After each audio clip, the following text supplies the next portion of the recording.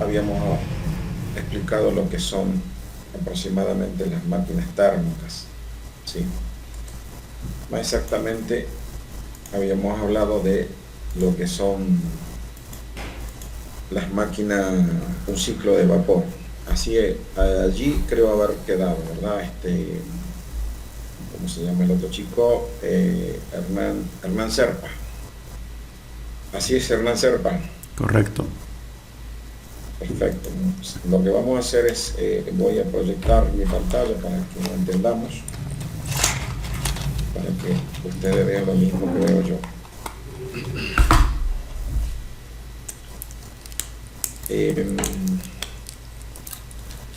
Habíamos dicho que nosotros, si bien lo que aquella vez habíamos compartido, que era un ciclo completo, nosotros tendríamos que comenzar a desglosar a ese ciclo completo. Así que hoy vamos a comenzar desglosando. Voy a repetir un poquito nada más lo que dije la vez pasada y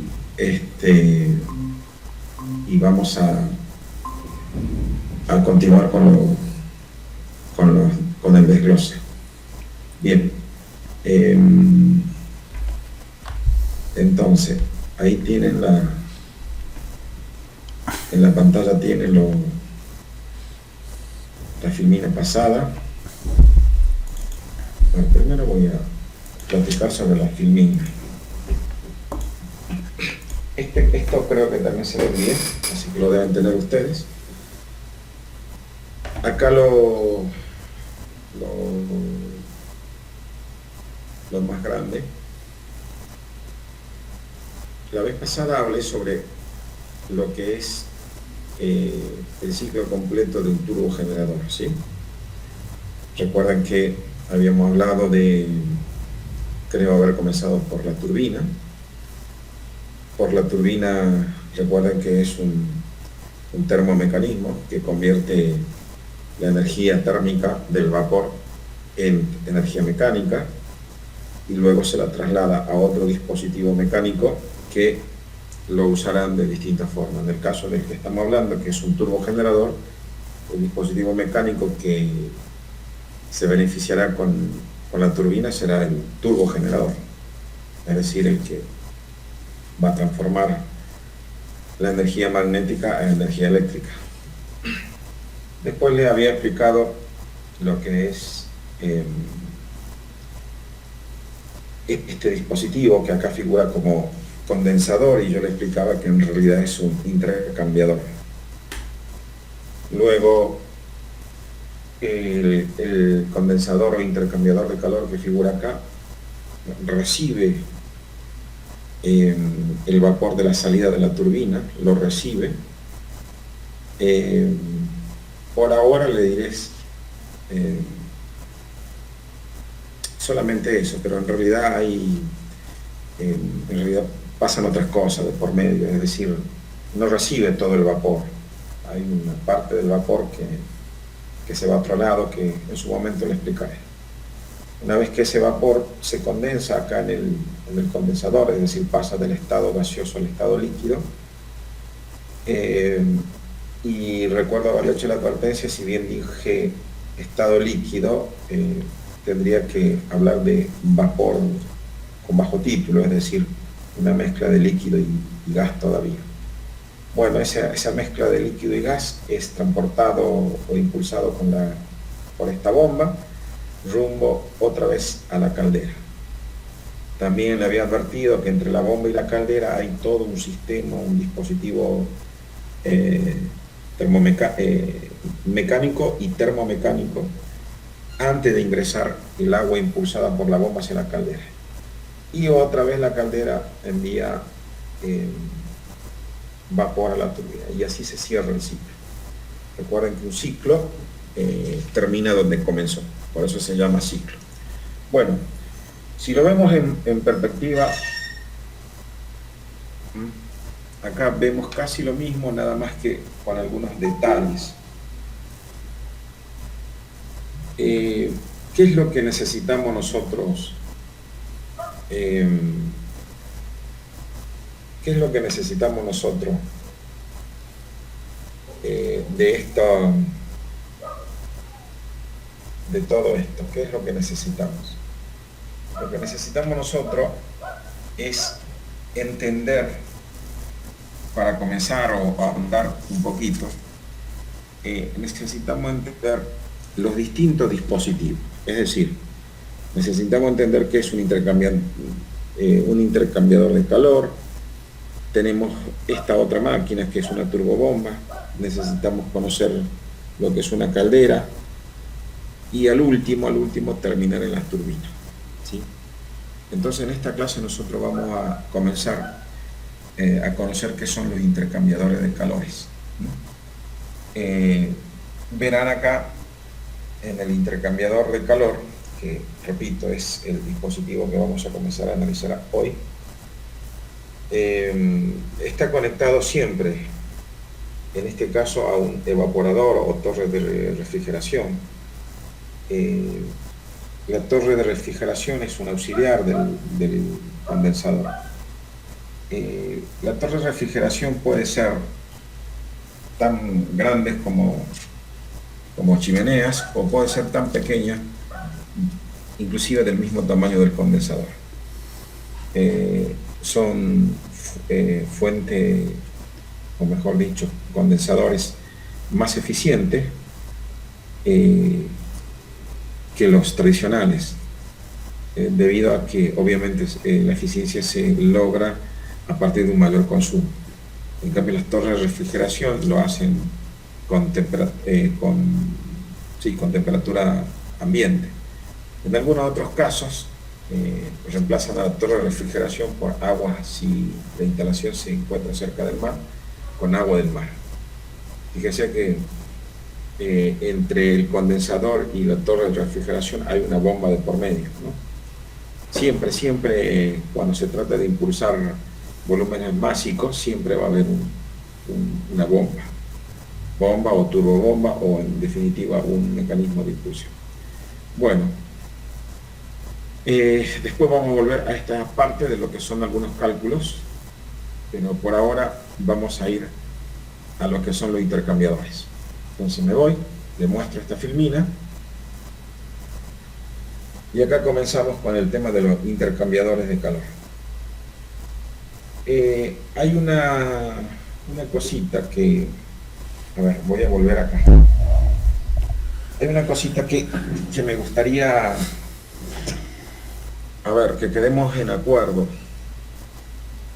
A ver, vamos a ver cuántos se han conectado ahora. Ahora está Alexi, Benjamín Mendoza,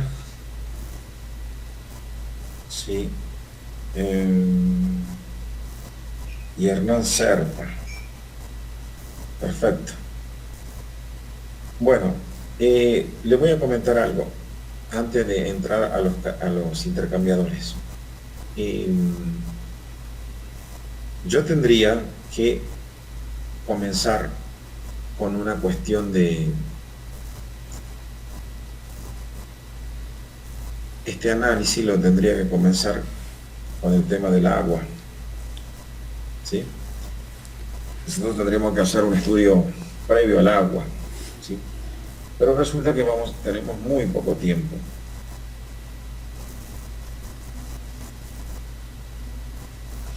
Yo este año voy a hablar, si bien voy a hablar del agua, pero no voy a hablar mucho, porque fíjense ustedes acá, nosotros estamos hablando de un ciclo de vapor, estamos hablando de turbinas, de intercambiadores de caldera, y todos estos dispositivos se van a aprovechar el agua en estado gaseoso para realizar el trabajo. Entonces yo tendría que comenzar hablando de agua, o mejor dicho, de portante de calor. Entonces es un término que deben ustedes incorporarles a este estudio, porque el agua a partir de este momento va a denominarse portante de calor y ya no más agua, ¿sí? Porque es un estudio de análisis de máquinas térmicas lo que estamos haciendo, y requiere un cambio técnico en la designación del objeto de estudio, como repito, en vez de agua, portante de calor. Bueno, eso quería aclararles porque cuando yo mencione en estos PDF portante de calor, ustedes ya sepan a qué me refiero. Bueno, entonces comenzamos. Les muestro algunas fotos primero de calentadores, a ver si de calentadores o más bien de intercambiadores. Vean, este es un... todos están viendo mi pantalla, me estoy olvidando de preguntar. ¿Todos lo están viendo? Sí, profesor. Bueno, a ver, creo que uno solo me está contestando. ¿El resto lo ve o no lo ve el resto? Por ejemplo, el señor Fernando Guerrero. Sí, profesor. Perfecto. Bueno, veamos acá este dispositivo, el que estoy mostrando en este instante, es un intercambiador de calor. Verán que se trata de un mecanismo que consta de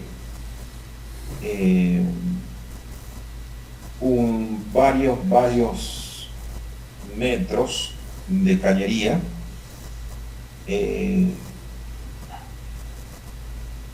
realizando una disposición geométrica particular. Ustedes ven que estos caños no es que comiencen en un extremo y terminen, no. Comienzan en un extremo y hacen una especie de serpentín. Entran, van al extremo, vuelven al extremo donde ingresaron, van al fondo, vuelven a la entrada y así sucesivamente. Por un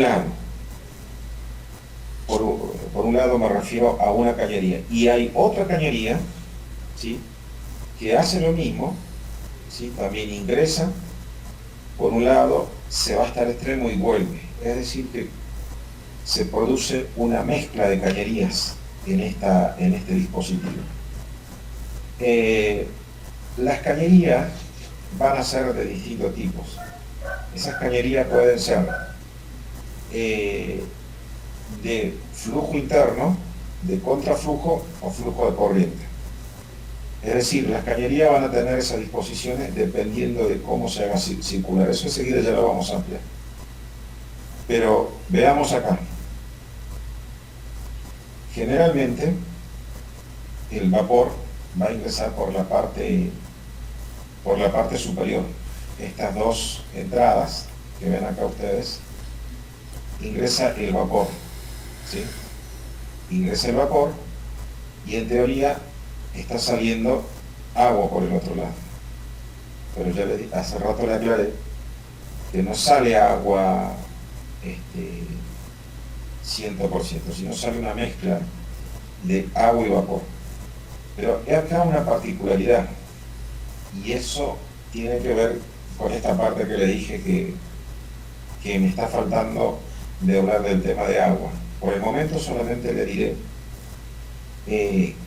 que cuando el vapor que se va a condensar acá, o mejor dicho, sí, el vapor se va a condensar a un agua no de menos de 100 grados, sino agua a una temperatura superior a los 100 grados. Y sin embargo, estamos hablando más o menos de 120, 150, inclusive más, va a ser agua, pero va a estar a más de 100 grados sin evaporarse ni sin ebullicer. Y ese fenómeno de que el agua se mantenga líquida a pesar de que supere los 100 grados, tiene que ver con las saturaciones de los vapores. Es decir, acá va a entrar vapor a alta temperatura y a alta presión. Pero esos vapores, debido a la presión, cuando condensen, no van a regenerarse, es decir, no van a volver al estado de vapor, sino que van a transformarse en agua o van a condensarse en agua, manteniendo la temperatura por sobre los 100 grados. Por eso le digo que en este condensador, si bien el vapor se transforma en agua, pero es agua a mayor de 100 grados. Y es agua líquida, no está hirviendo. Eso es un fenómeno que tengo que explicarle cuando veamos caldera. Bueno, y por acá abajo está ingresando el agua. Vieron que acá hay una bomba, en esta parte hay una bomba. Bueno, el agua que viene, el agua, si se quiere, se dice este es agua pura o agua limpia, mientras que el agua que se obtiene después que el vapor pasa por el condensador se llama agua de proceso o agua residual, ¿sí? Esta se llama agua de proceso porque una vez que pasa por el condensador vuelve otra vez al proceso. En cambio esta agua no. Esta agua es un agua, en teoría, es un agua a temperatura ambiente. Por ahora le digo a temperatura ambiente. Vamos a ver más adelante que tampoco está a temperatura ambiente. Porque este dispositivo, la bondad o la ventaja que tiene es de evitar los choques térmicos. Ustedes recuerden que la vez pasada les he hablado que a nivel industrial una caldera produce vapor a casi 500 grados de temperatura, grados Celsius, 500 dependiendo del volumen de la temperatura, o mejor dijéramos de las solicitudes del turbo generador. Hay turbo generador que trabaja con 500, otro con 600, otro con 250, todo va a depender del turbo generador. Entonces la caldera, obviamente, atendiendo el requisito del turbo generador, generará vapor a esa temperatura. Y las presiones lo mismo, las presiones van a variar también, dependiendo. Hay presiones desde 100 kilos de presión hasta de 200 kilos de presión, pasando por ese rango de presiones. Son los parámetros que genera la caldera y por lo tanto con lo que trabaja el generador. La cuestión es que el vapor, cuando una vez realizado, salido de la caldera, realizado el trabajo del turbo generador, ingresa por acá.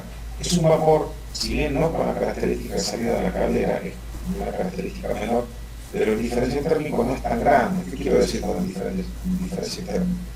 Si le decimos que a la salida de la caldera o a la entrada del turbo generador el vapor, supongamos, el vapor sea 490 grados de temperatura, grados Celsius, y la presión sea de 60 kilos, a la salida acá, a la salida del turbo generador, que es la entrada de este dispositivo, el vapor ese que ingresa tiene un diferencial térmico más o menos de 150 grados Celsius, es decir, que acá llega más o menos a 350 grados de temperatura. O sea, es todavía mucha temperatura.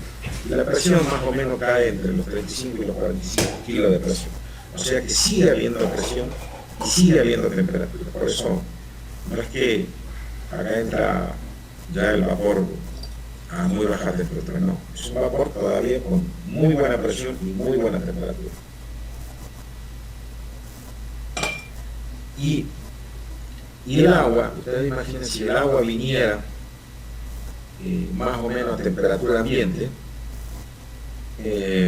imaginen, póngale temperatura ambiente de 25 grados y un vapor acá a 300 grados, 300 con 25 grados, se produciría un choque térmico impresionante.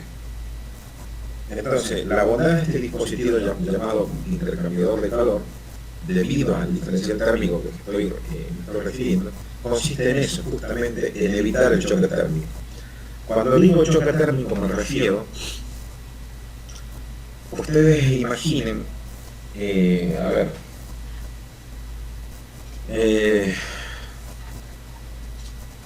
un ejemplo más o menos casero, para que se imaginen. Cuando ustedes tienen en la cocina una plancha, esa plancha de servicio, ¿no? O en la parrilla, el domingo, vieron que ustedes son los que hacen el asado, y se van a calentar la parrilla, y el hierro se calienta, y ustedes tiran la costilla o el asado, en definitiva, allí sobre la parrilla caliente. Y está el típico sonido, ¿no?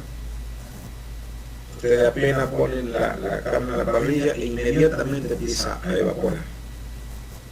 ¿Sí? Se transforma en vapor. Poco vapor, pero en definitiva vapor. Y si ustedes se fijan si tomaran la temperatura, en la parrilla andan por los 200 grados aproximadamente, dependiendo de la cantidad de grasa. Y producto de ese choque térmico se genera a ese efecto de poner algo frío con algo caliente, se llama choque térmico. El choque térmico tiene por mínimamente tres fenómenos: la producción instantánea del cambio de fase, es decir, el choque térmico produce un cambio de fase instantáneo. El agua de la carne pasa inmediatamente al estado de vapor, por un lado. Por el otro lado, el material, en este caso el hierro que está calentado, sufre un envejecimiento acelerado, es decir, pierde las propiedades mecánicas del hierro, en este caso perdería electricidad, tenacidad y todas las características. Entonces, no solamente se produce un fenómeno de cambio de fases acelerada, sino que también se pierden las propiedades del metal. Bueno, ese ejemplo hecho en la parrilla, ahora pásenlo al intercambiador de calor. Pasa exactamente lo mismo. Y todavía peor, cuando yo le estoy diciendo que se trabaja con altas temperaturas y altas presiones, entonces el dispositivo esto tiene que evitar todo ese choque térmico y las consecuencias del mismo. Entonces, en eso precisamente consiste la bondad, aparte de realizar el trabajo de intercambio. Bueno, no sé si me siguieron, si no, denme un comprendido.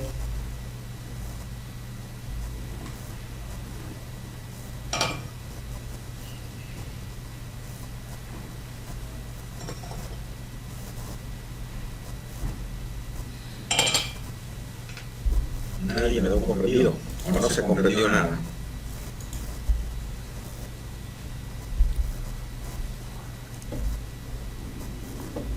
No se comprendió nada. A ver, Benjamín Mendoza, ¿qué? ¿Escuchó algo o estaba en otra cosa? Muy bien, profe. ¿Me escucha? Dígame otra vez. Buen día, profe. Buen día, Benjamín. Cuénteme. Yo un poco como el último tema no, al tema anterior y lo voy a alcanzar. Bueno, no sé si podría repetir el último. Mire, Benjamín, yo solamente estaba contando cómo funciona este dispositivo mecánico. Se dice termomecánico porque es una combinación del aspecto termo con un aspecto mecánico, porque aquí sale el nombre termomecánico. Simplemente le estaba comentando a grueso modo cómo trabaja esto, nada más. Este dispositivo, Benjamín, repito, como su nombre lo dice, intercambia calor. Un intercambiador de calor, Benjamín, que ustedes lo tienen en casa, se llama calefón. ¿Sí? Creo que todos ustedes conocen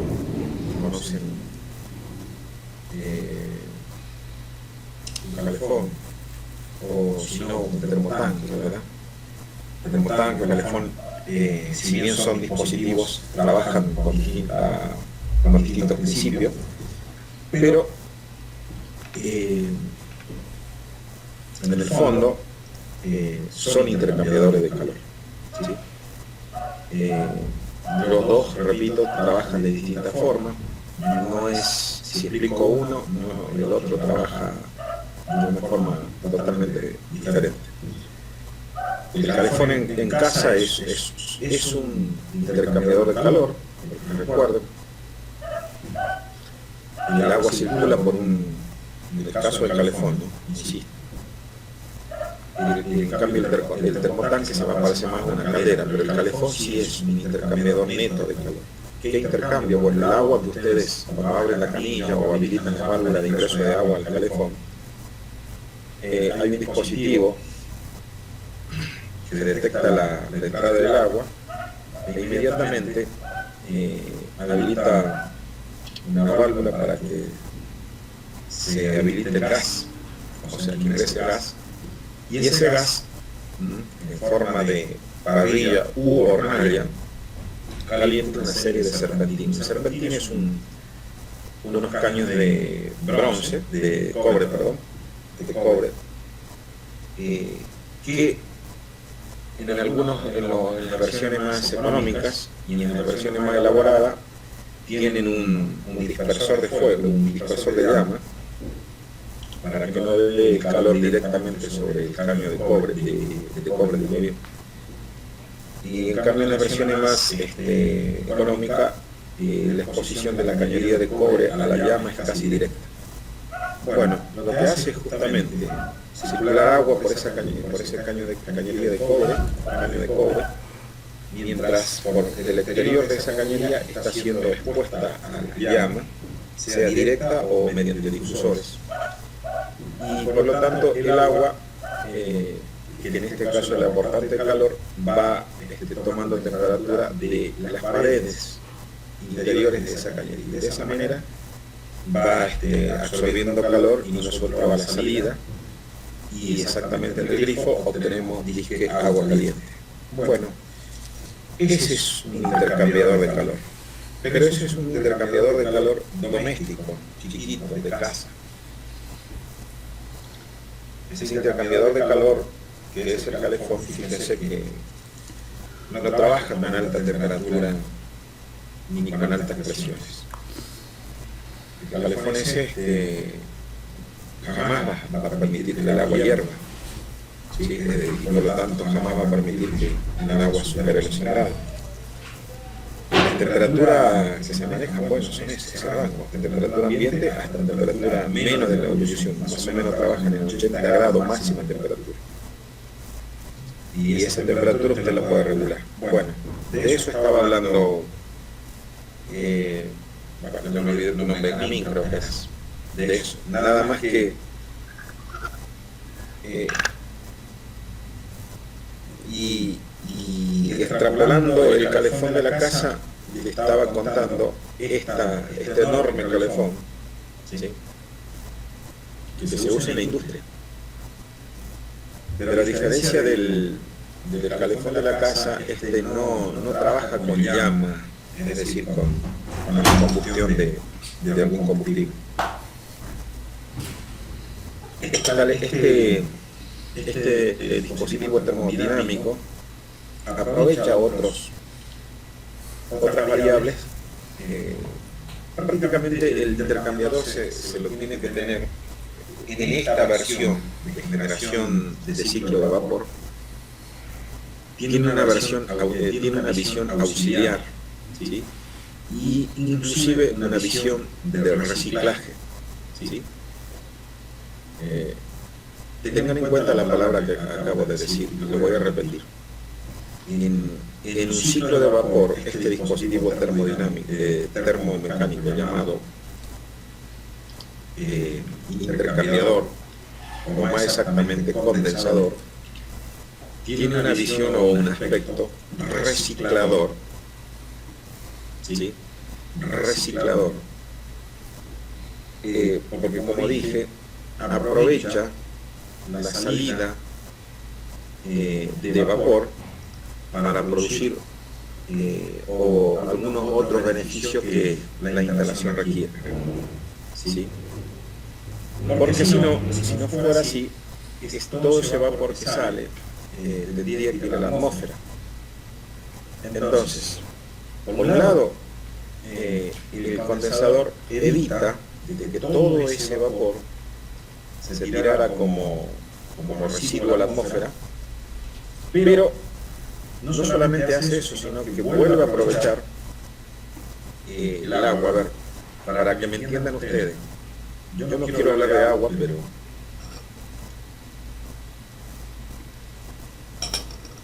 pero necesariamente tengo que, por lo menos, hacer alusión de agua, para que ustedes entiendan esa palabra que dije reciclador. Por ahora solamente voy a decir lo siguiente: el agua que se ingresa a los ciclotérmicos, o a los ciclos, en este caso de vapor, no es cualquier agua, no es el agua de canilla que ustedes tomamos ahí en la casa. Es un agua industrial, es un agua tratada. ¿Sí? Es decir, no es cualquier agua. De hecho, no puede entrar cualquier agua. Entonces, lo único que diré sobre eso es que es un agua que tiene un coste, un valor agregado. Y por lo tanto no es un agua para estar tirando. Porque es un agua que, dijéramos, lo llamemos así, es un agua que tiene cierto precio. Y elevado, más elevado que el agua potable. ¿Sí? Entonces nadie que tenga limitados los recursos, como las empresas, ninguna empresa tiene recurso infinito, todas las compañías, las empresas tienen recurso finito. Entonces lo que se hace es justamente para no tirar toda esa agua y volverla otra vez al proceso. Por eso le dije hace rato que eso se llama agua de proceso o portante de proceso. Entonces no es conveniente tirar esa agua porque tiene un coste. Entonces, para evitar tirarla, se usa este dispositivo que se llama intercambiador, o más exactamente condensador. Ese es otro motivo, no solamente el motivo ambiental. Si fuera también por lo ambiental, también pasaría peor todavía, porque al ser un agua tratada, no es un agua cualquiera, contiene en sí misma muchos reactivos químicos, ¿sí?, que terminarían en la atmósfera si no se lo recuperara. ¿Sí?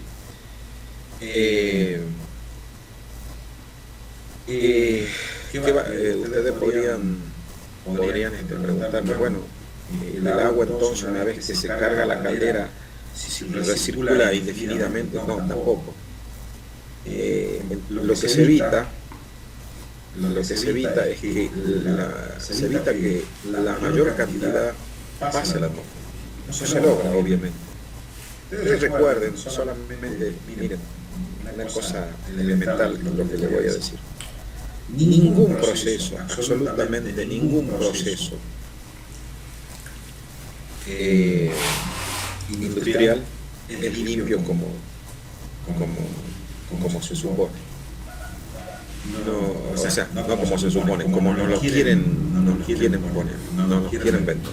Lo que se hace a nivel industrial se mitiga al máximo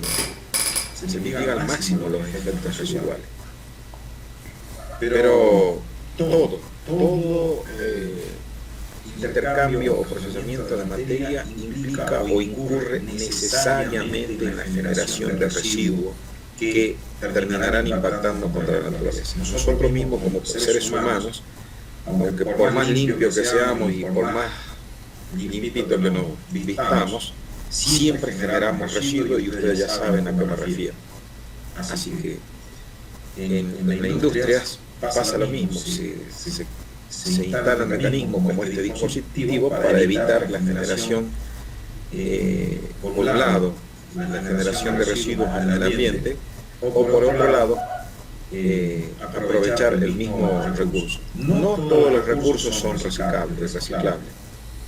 En este caso, en la generación de vapor, es un ciclo virtuoso donde ustedes pueden reciclar. Pero hay otros procesos donde lamentablemente el residuo ya no puede volver no puede volver otra vez al proceso. Podríamos citarles como algunos ejemplos, que es donde trabajé mucho tiempo, por ejemplo en la planta minera, dependiendo el sector de la producción, va a haber recursos que se reciclen y en otros sectores de la producción residuos que no se reciclan. Para hacerlo más exactamente, a ver, al igual que en un ciclo de vapor, en un ciclo de concentración de útiles, es decir, de minerales, también se trabaja con agua. Y en el caso de la minera, el tratamiento del agua no va a ser para la generación de vapor, sino va a ser justamente para la concentración de útiles, a través de un sistema que se llama flotación. Esa agua va a ser muy tratada, más o menos casi con entre 15 y 20 reactivos le agregan, entre 15 y 20 reactivos se le agrega al agua para que tengan las propiedades de concentración del mineral. Entonces esa agua, una vez que se trata, es un agua que ya no se recupera, porque ya está tan contaminada que solamente por una cuestión no de preocupación por el ambiente, sino más bien por una cuestión de disminuir, o como el agua es un bien preciado en las localizaciones mineras, es decir, no hay mucha agua.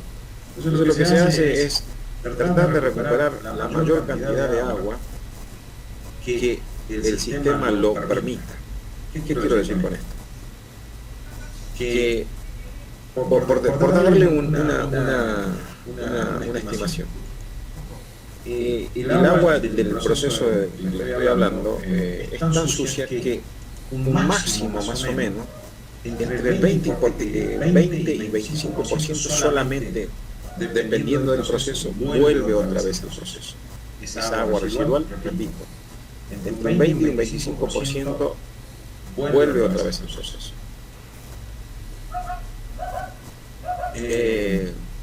Y el resto se va a lo que se llama dique de cola. Dique de cola es eso, es un dique donde está el agua residual y se supone que está a la intemperie, donde se va a evaporar y va a quedar como sedimento todos los químicos que se le agregaron. Y eso, entre comillas, no es que solamente se evapora el agua, hay muchos de los reactivos también que se evaporan y se van a la atmósfera y que tarde o temprano nosotros respiramos. En fin, listo. Hasta ahí el tema de la introducción de intercambiadores. Me quiero acordar de las cosas que uno a veces hizo cuando era trabajador, cosas que ustedes también van a hacer cuando vayan a trabajar, lo que vayan a trabajar. Vamos a volver entonces a la definición de lo que es este dispositivo. Fíjense que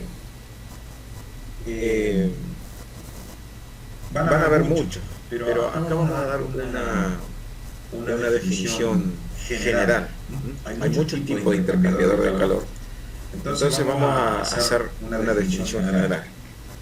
Y la palabra intercambiador, como dice acá, va a hacer referencia a un dispositivo que hace exclusivamente transferencia de energía entre fluidos.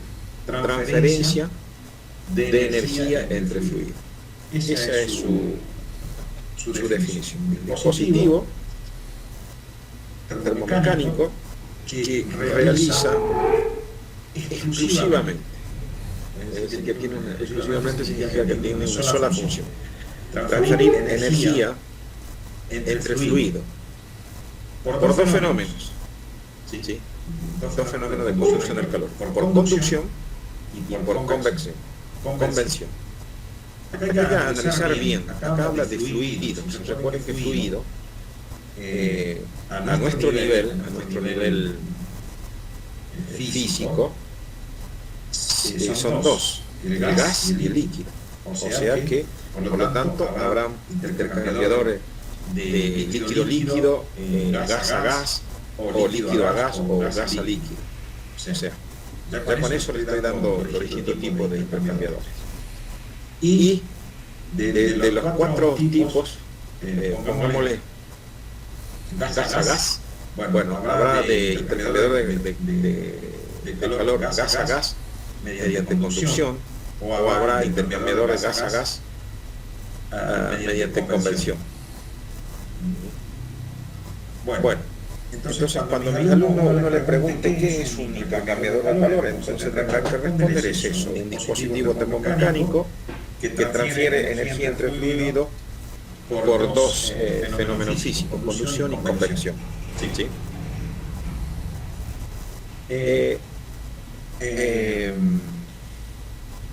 No sé si quieren preguntar hasta acá algo.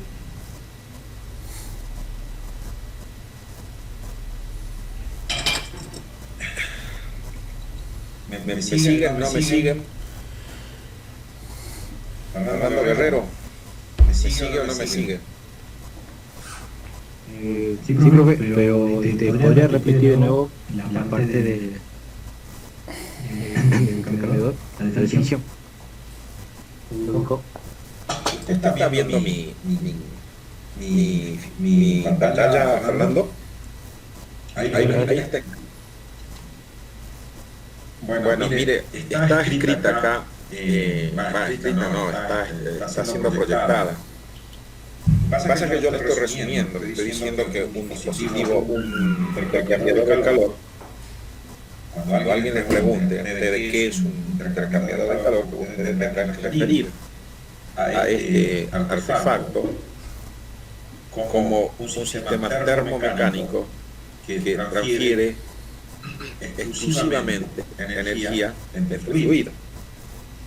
Está escrito acá, ustedes lo están viendo, por dos fenómenos, conducción y convección.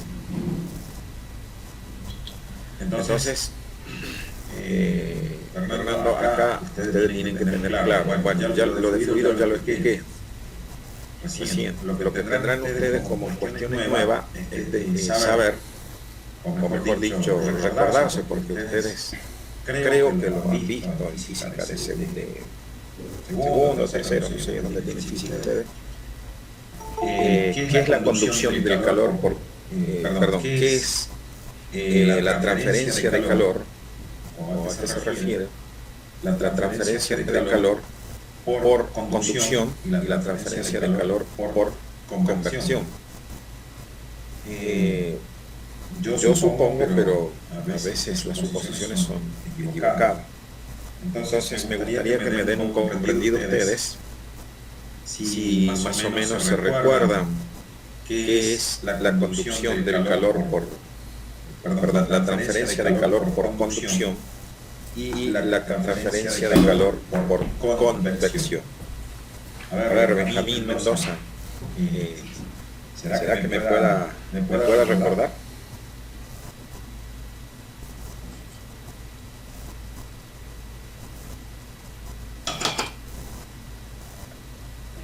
Bueno, profe, ¿me puede repetir la pregunta?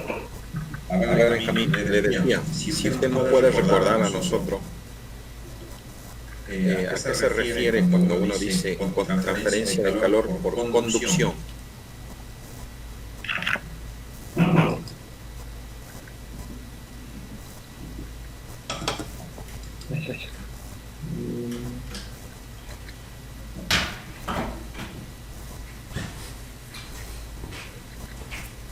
¿Se escuchó, Benjamín? Sí, profe. Ajá. Bueno, a ver, otro, a ver, que me pueda responder. Alexis. ¿Qué sería Alexis Cruz? ¿Qué sería la conducción del calor la transferencia del calor por conducción?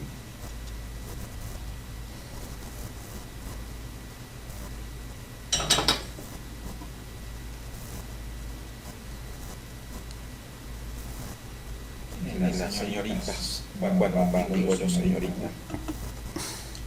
Solcito Car. ¿Quién es Solcito Car? Solcito. ¿Sí me escucha? Sí, la escucho. ¿Quién es usted? Tenía un problema con un poco con el internet y ahí. Ajá. Pero ¿quién es usted, señorita enigmática? Cuénteme. Ay, qué lástima. No salió su... ¿Se fue Solcito? Bueno, ¿sabe alguien quién? No, sí está Solcito. Bueno, si por ahí gusta, me puede escribir ahí en el chat Solcito Car. Así yo sé quién es.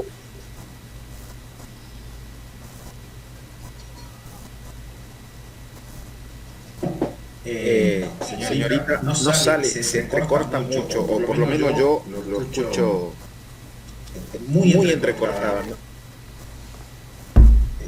Escríbame por favor, señorita, en el chat, así yo me entero quién es usted.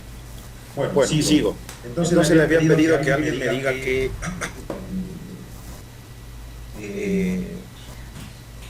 qué es la conducción, la transferencia de calor por conducción. A ver, Hernán, a ver, respóndame usted, por favor. ¿Qué sería la conducción? La transferencia de calor que se produce entre dos elementos que están que se tocan básicamente. Están en contacto. Sí. Bien. Bueno. En realidad es una apreciación muy, ¿cómo le puedo decir? Está bien, o sea, en resumidas cuentas sería eso, pero por ahí podríamos haber agregado otra cosa. Figúrense, les cuento, la electricidad, al igual que el calor, hay ciertas cuestiones que tienen en común. A diferencia del calor, la electricidad es de transmisión instantánea. Ustedes saben que la electricidad prácticamente anda en función de la frecuencia con la que se genera. Nosotros acá en Argentina manejamos una frecuencia de 50 Hz. Significa que un fenómeno que a veces es muy pocas veces entendido, que la energía o la corriente eléctrica que usted consume, por ejemplo, ahí en Aymara, creo que está en Aymara, viene del generador a una velocidad de 50 veces por segundo. ¿Sí? Ustedes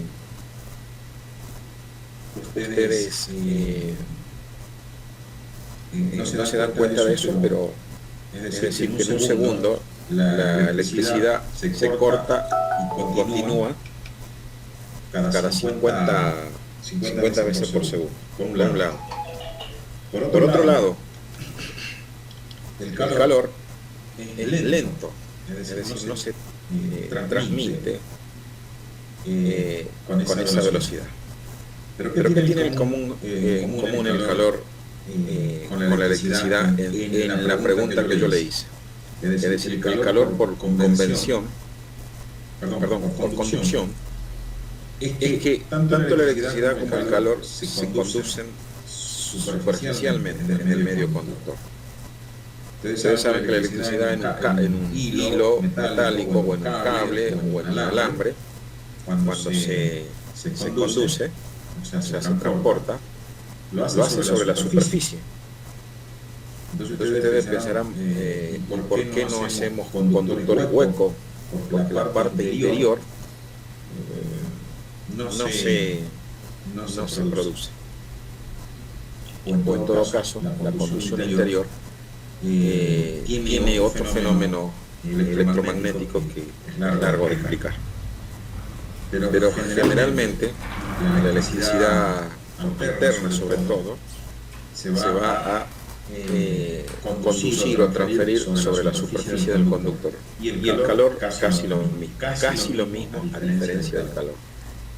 La diferencia es que el gradiente térmico en la transferencia por conducción, transferencia térmica por conducción, si bien lo tiene en la parte superficial, tiene un gradiente térmico más pequeño en el interior del conductor. Imaginen ustedes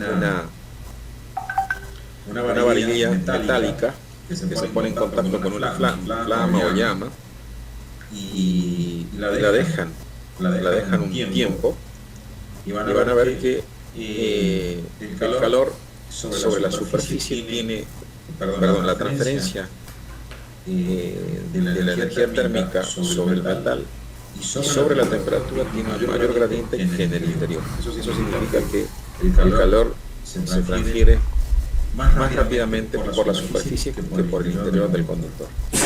¿Sí? Entonces, esa es la propiedad que tiene.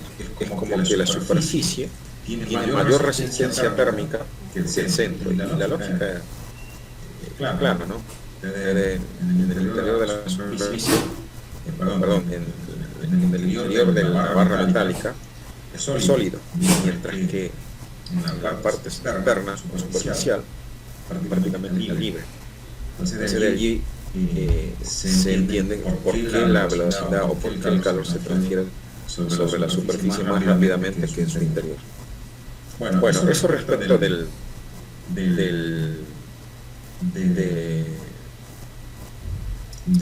un intercambiador de calor por conducción, que sea dicho de paso son los más comunes. El ejemplo de un intercambiador de calor por conducción es justamente el que hace rato hablábamos, que todos creo que conocen, el calefón.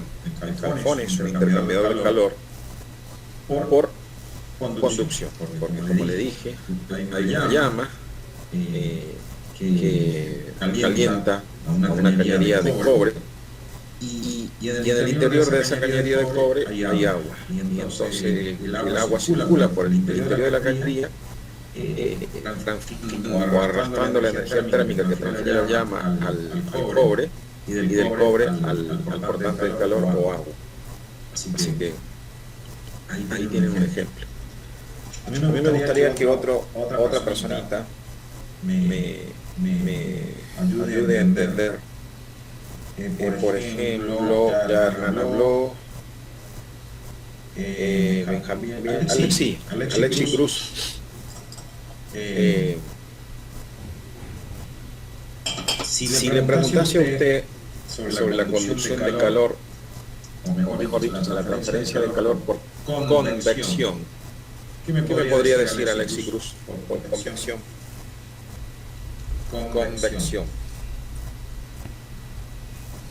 Un ejemplo. No, que me diga qué es. Después pasamos al ejemplo. ¿Qué es la conducción o transferencia de calor por convección?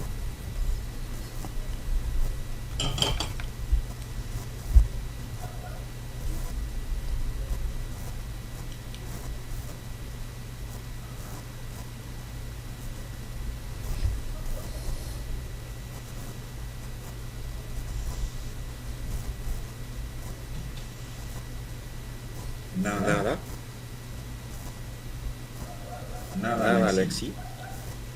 La convección en sí es el transporte del calor por medio del movimiento del fluido.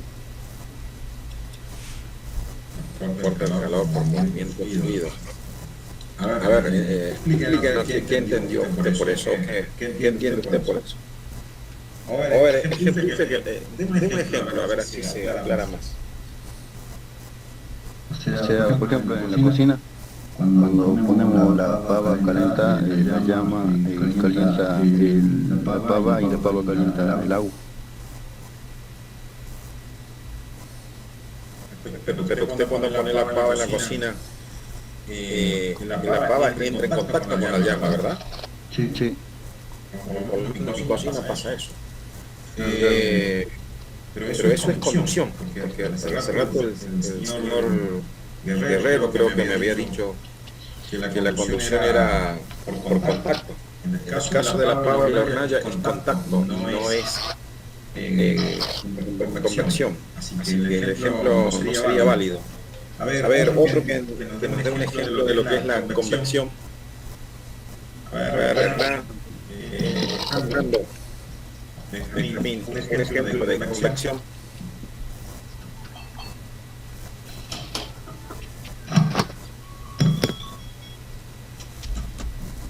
Ejemplo de convección.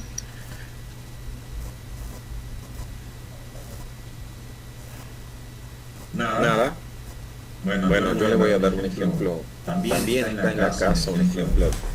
Este es un electrodoméstico que no todos los tienen. Un ejemplo de ellos son los secarropas. No me refiero a ese secarropa centrífugo, ¿no? Ese que da la vuelta, que hace la puerta a la ropa mojada, sino el otro secador de ropa que debajo tiene un calentador, es decir, es lo mismo que usamos en el invierno, ahora en el invierno para calentarnos, un turbo calentador que le dicen, que es una resistencia con un pequeño ventiladorcito. El ventilador impulsa, dijéramos, el aire caliente de la resistencia para calefaccionar.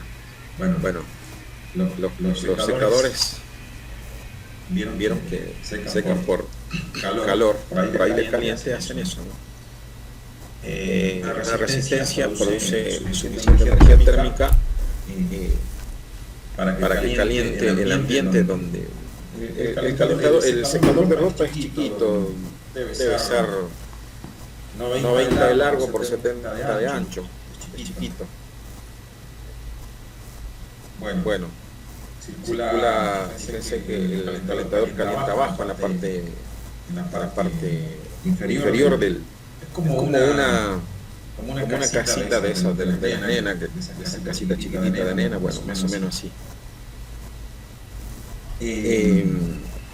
Calienta el aire abajo y el aire caliente, como es más liviano que el aire frío, se eleva. Y como la ropa está por sobre ese calentador, supuestamente el aire caliente arrastra la temperatura, mejor dicho, arrastra el agua de entre la ropa mojada y por lo tanto la evapora y de esa manera calienta. Entonces sí, ahora se debe entender que el efecto de convección es justamente transferencia de energía térmica por movimiento del fluido. Es decir, recuerden ustedes, el aire caliente tiene es menos denso que el aire frío. Menos denso significa que es más liviano. Entonces el aire caliente se eleva y a medida que va ascendiendo va arrastrando o quitando energía todo lo que toca. ¿Sí? Y hasta que obviamente absorbe tanta energía, o mejor dicho, absorbe energía hasta que se nivela. Una vez que se nivela, deja de elevarse. Entonces la convección es justamente el motivo por lo que los globos aerostáticos se elevan. En fin, la convección es la razón por la que hay viento. La convección, ustedes hace poco tuvieron mucho viento allí en el norte, ¿no? La semana pasada creo que tuvieron mucho viento. Bueno, la convección natural es la que produce el viento. En fin, siempre que se transfiera energía térmica a través del transporte de fluido, va a haber, o va a existir, o se va a decir que lo hace a través del fenómeno de transferencia térmica por convección. Allí tenemos entonces los ejemplos de conducción y convección. Ya le dije que la pava es el ejemplo de conducción y un secarropa con un turboventilador es un ejemplo de convección. Esos dos fenómenos van a usar los intercambiadores de calor para lograr el cometido. Recuerden que el cometido como habíamos dicho hace rato, es la transferencia exclusiva de energía mediante los fluidos. Bueno, ahora miren abajo, ya tienen una definición un poquito más cortita, pero no tan técnica como la de arriba. Porque acá dice, un intercambio de calor es un dispositivo que facilita la transferencia de calor de una corriente fluida a otra. Bueno, yo prefiero esto cuando dicen transferencia de energía entre fluidos y conducción. Porque esto no me deja ver el principio de conducción. Acá me dice que facilita transferencia de calor. No habla de cuál transferencia de calor. Por eso prefiero la definición de arriba. Vamos a verlo ya para terminar. Los tipos de intercambiadores de calor. Estos tipos me gustaría que se los estudien de memoria, ¿no? Más allá de lo que es un intercambiador, se lo estudien de memoria. Yo requiero después una evaluación que ustedes me digan qué ciclo de condensador se debe intercalar en un ciclo determinado, en un ciclo de vapor a determinada temperatura y a determinada presión. Los intercambiadores van a depender de eso, del régimen de trabajo. Cuando hablamos de régimen de trabajo, estamos hablando de presión y temperatura. Entonces tenemos el primer tipo de intercambiador, acá arriba se dice de contacto directo, es el que el Alexis Cruz me decía. El ejemplo casero que tenemos es la pava calentándose en la hornalla de la cocina, porque allí conducen directamente. Otro ejemplo de intercambiador de contacto directo es el termotanque, ¿sí? O el calefón. Esos son intercambiadores directos. Y ahora me puedo dar el lujo de decir que otro intercambiador de calor, me adelanto y le advierto que va a ser la caldera. Ya que creo que un poquito más adelante ya comenzamos con el estudio de caldera. La caldera entonces va a ser un gran intercambiador de calor. ¿Sí? Lo bueno, la caldera es un dispositivo termomecánico también, pero dependiendo del tamaño de la caldera va a ser tan simple como complejo. Nosotros como técnicos tenemos que hablar. Yo mayoritariamente voy a hablar de calderas industriales. ¿Sí? ¿Por qué voy a hablar de calderas industriales? Porque las calderas pequeñas ustedes siempre van a tener acceso a ellas y la información está ahí. En cambio, las calderas industriales, la información que manejan las calderas industriales siempre están, dijéramos, escondidas para los grandes usuarios, como son las grandes industrias. Como sea que fuese, de alguna manera yo la conozco a las grandes. Voy a hablarles más de las grandes que de las chicas. Como digo, de las chicas hay muchas biografías de las grandes. Si bien hay biografías, es difícil de entenderlas, porque solamente hay que estar o diseñarla o trabajar con ella para poder entenderla. Así que yo siempre le voy a hablar de calderas industriales. Entonces, les decía que las calderas industriales no es un solo. Las calderas industriales no están solamente formadas por un tipo de intercambiador. En una caldera industrial hay por lo menos 4 tipos de intercambiadores de calor. Fíjense, tomen nota de eso, ¿no?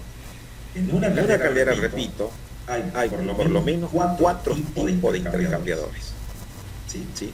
Obviamente que uno de esos tipos de intercambiadores de calor será el más preponderante, es decir, hará la mayor parte del trabajo. Perfecto. Segundo, o B, tenemos intercambiadores de contacto directo.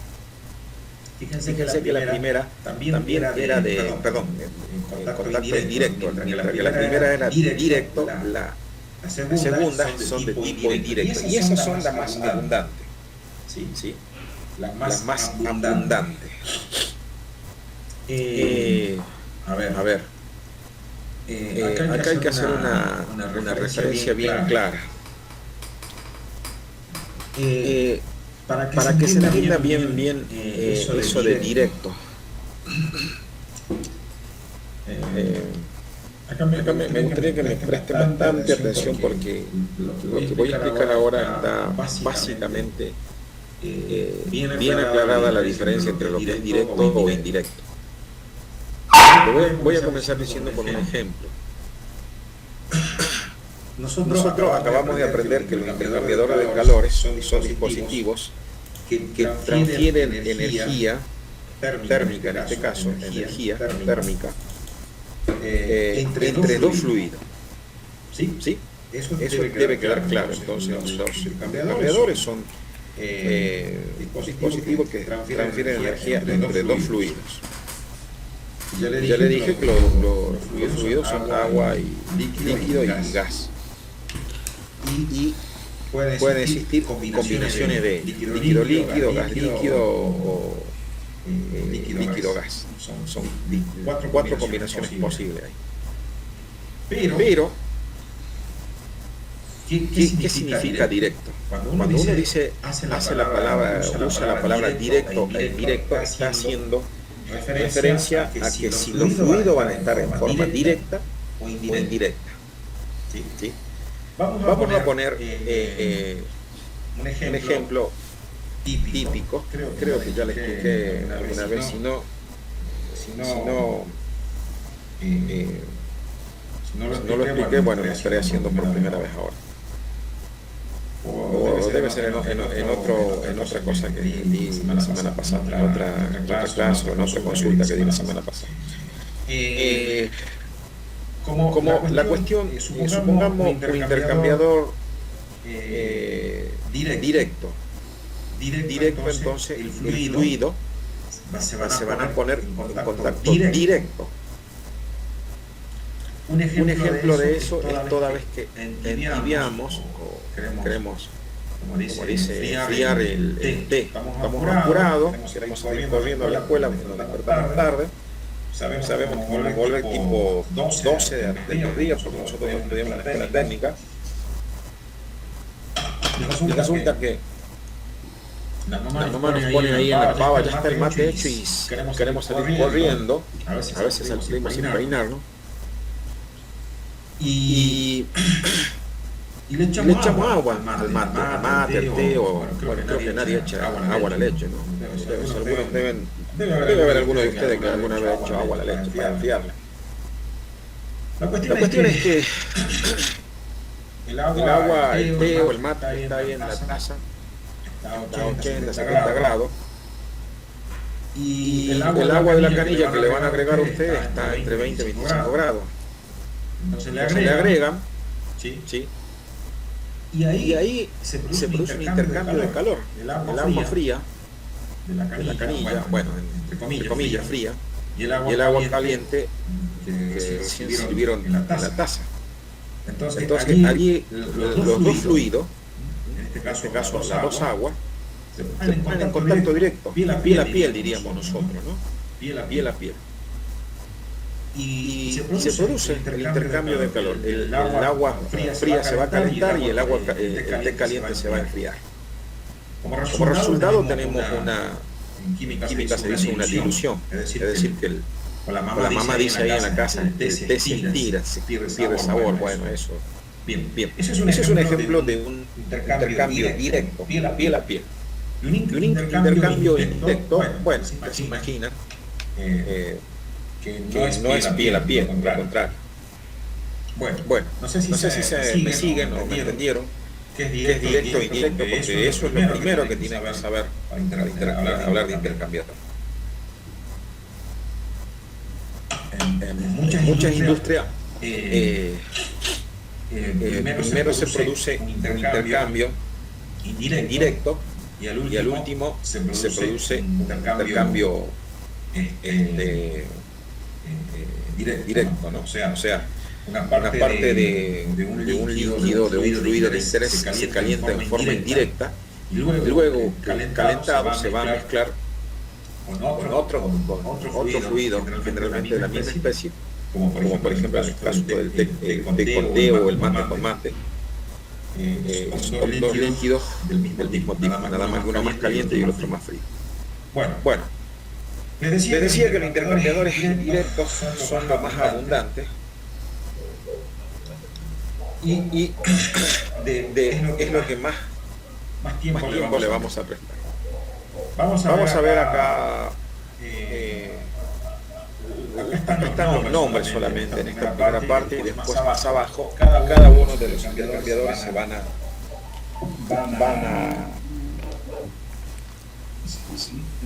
como están leyendo ustedes, tenemos una sola corriente.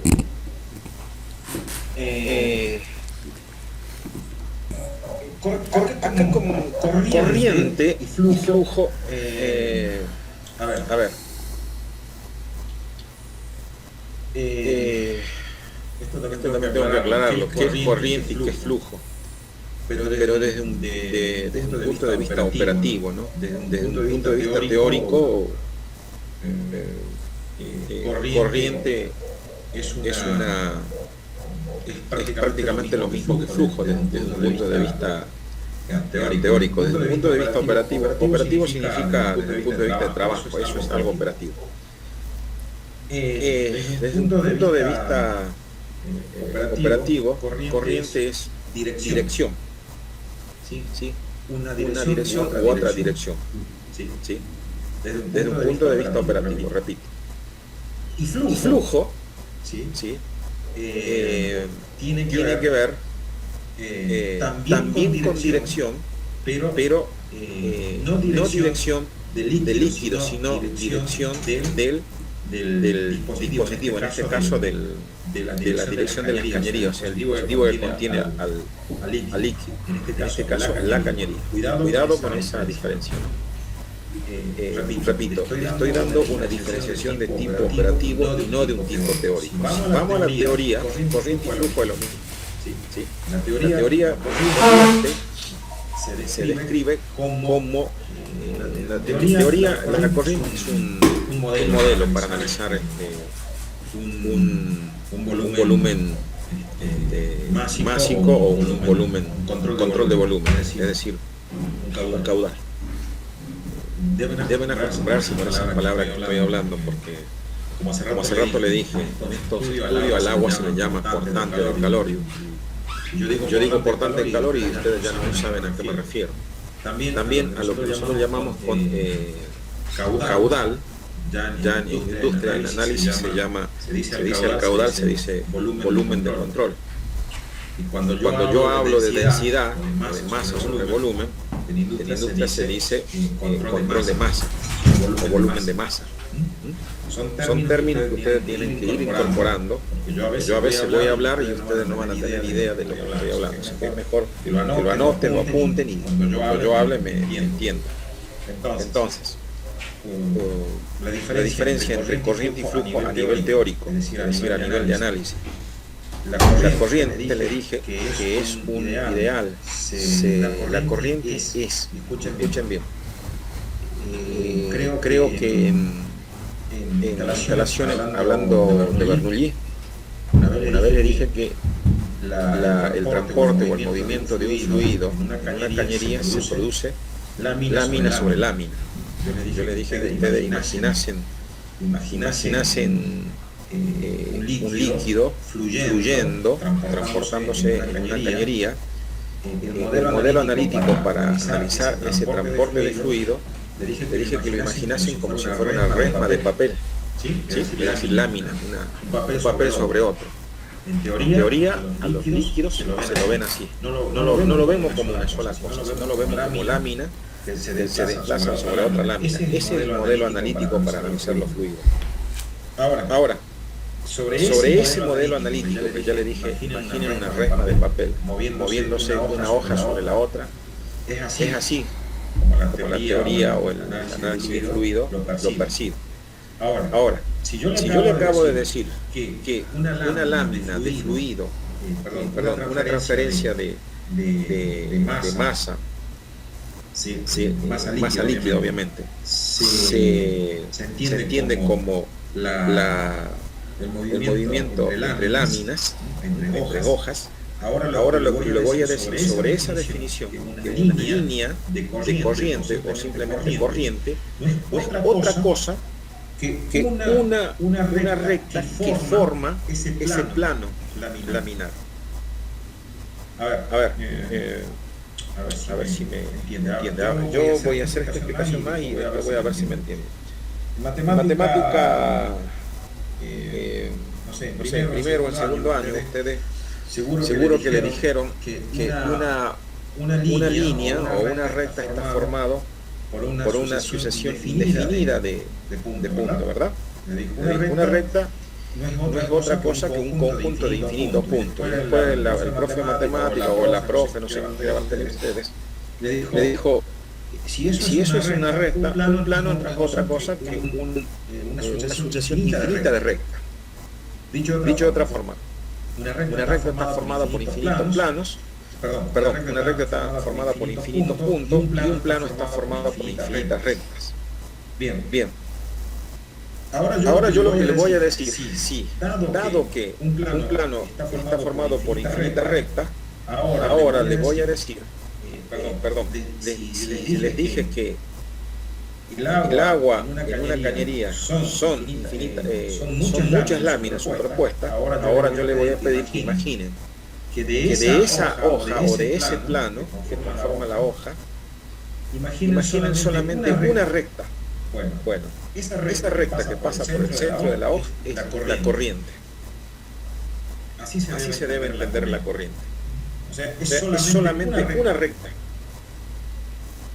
Y ustedes me podrán decir cuál de todas. Y yo le estoy respondiendo que es la recta que pasa por el centro de esa hoja. Esa es una línea de corriente o simplemente corriente. Y es más, me voy a adelantar y les voy a pedir algo para que se enojen.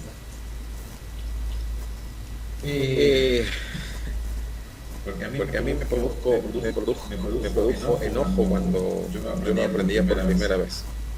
Todo lo que nosotros, cuando veamos instalaciones y estudiemos de caudal, de teorema de la continuidad, de teorema de Bernoulli o la ecuación de Bernoulli, sepan ustedes desde ya que todo el estudio que hagamos solamente va a ser válido para esa única línea de corriente.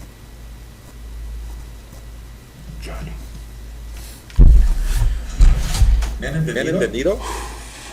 ¿Se comprende o no? Bueno, sí, claro. Nada. Bueno. A ver, ya para despedirme. Vamos a dejar allí nomás en